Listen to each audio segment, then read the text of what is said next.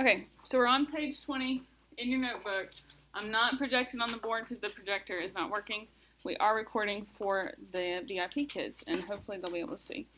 Okay, so when you look at your sheet, it says reading number 10, the attributes of summer, the RN shopkeeper. That's what you read yesterday. POV means point of view. So these notes are about point of view. In the gray box, that's kind of difficult to read. I do apologize about that.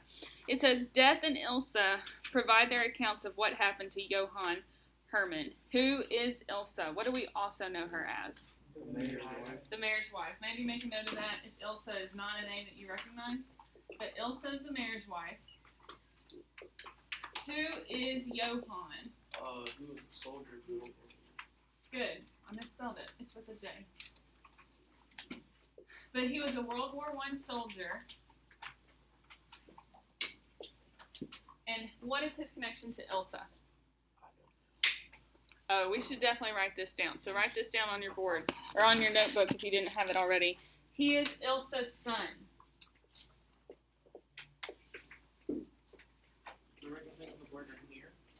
Oh, yes, just make a note of it, Ethan. So Johann is her son.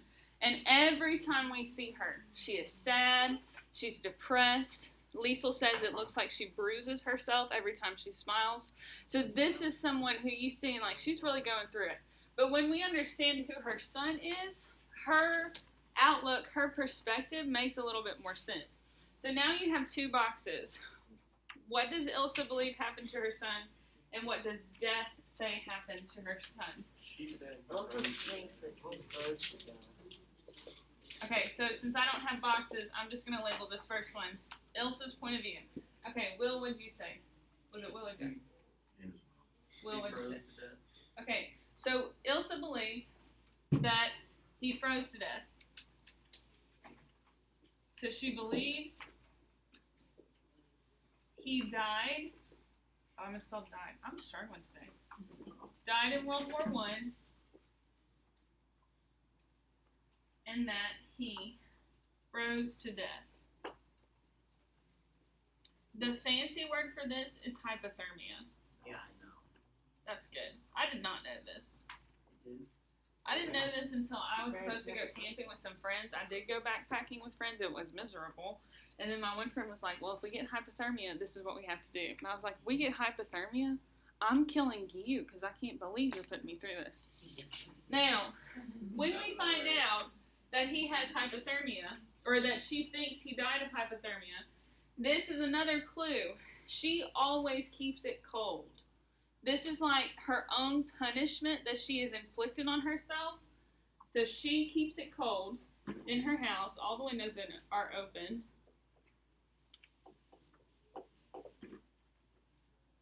She is punishing herself, and I am running out of room. Last thing that I want to note about this. We said she believes he dies in World War I. Does she know that for sure? No. There was no official confirmation.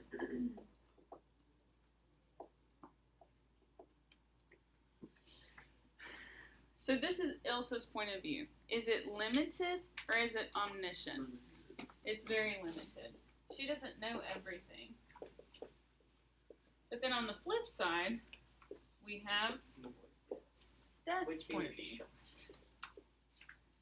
Death knows everything.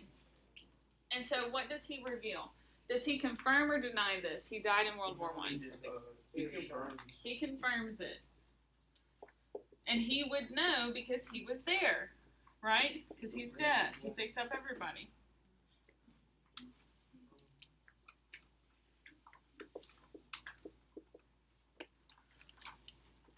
Now, because he was there, he has first-hand account, he can add more information. Nicholas, are you keeping up with the notes? Mm-hmm. So, he tells us that Johann died during a battle. Yes, Ethan? There's something about froze. I'm sorry, Cody. Can you see Cody? Ethan, I'll come and look at your page in just a minute, okay? I'll come and look at yours. Okay, so Johann died. Oh, I misspelled a word. He died in battle.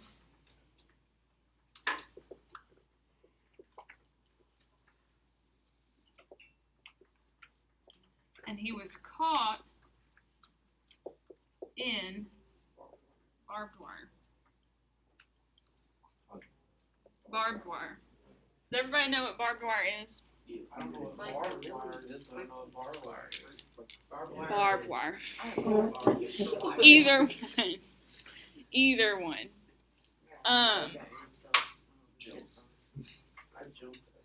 This is an allusion to trench warfare. Good. This is a tactic that was used a lot in World War I, and it was horrific. The men dug trenches, and they lived in those trenches, and they fought in those trenches, and it was just horrible, horrible conditions all around. And so, Johann, when he died, would have suffered quite a lot. And so when Ilsa thinks about it, it is a very upsetting thought to her, because not only has she lost her son, he died in a very painful way. Now, looking at the questions below, question 1 says, what does the difference in perspective reveal about the narration? Who knows more? Ilsa because it's her son, or Death because it's his business? Death. So write that down. Death is more knowledgeable. He knows exactly what happened. But one question, why wouldn't she get a letter certifying his death? Good question, Nicholas. If you die in war now, your parents, your family, whoever is close to you will get an official notification. But World War I was so chaotic and so poorly run that not everyone was notified, and honestly, not every dead person was kept record of. Ceasefire, and then you had to go grab them, and just kind of It was very chaotic. The ceasefires were very, What? The ceasefires were very, very. Yes.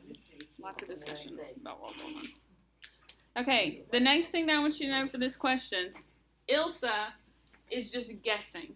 She's looking at the information that she has, and she's guessing. Now, the second question you can answer on your own because it's just an opinion. So as long as you back your answer up, there's not a right or a wrong. But it asks, is Death's narration effective or not? Would it be better if another character told the story? Why or why not? No wrong answer. You've just got to decide. So go ahead and write that answer down.